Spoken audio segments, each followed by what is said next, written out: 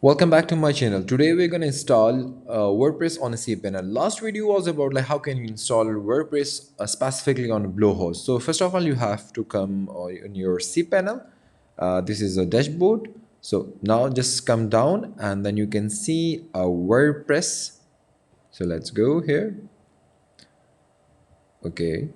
So now just can you see on this section that like software, then WordPress Manager. So click on the WordPress Manager, then click on the install here.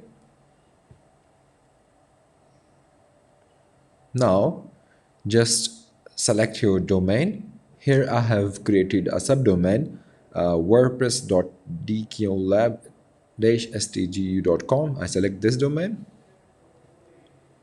Now this is the in directory, so I'm removing the subdirectory here, and we don't have a SSL certificate, so I'm selecting HTTP.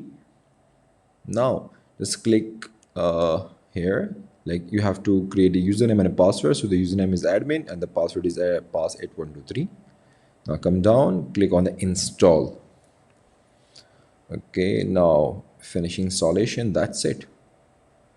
So we have two links, the man WordPress link and a second the administrative URL. So if you want to go to the man website, so you have to click on the first one, or otherwise if you want to go to the dashboard, so you have to click on the second link.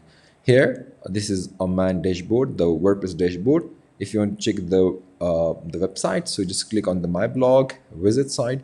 Basically it is by default theme that is installed by WordPress.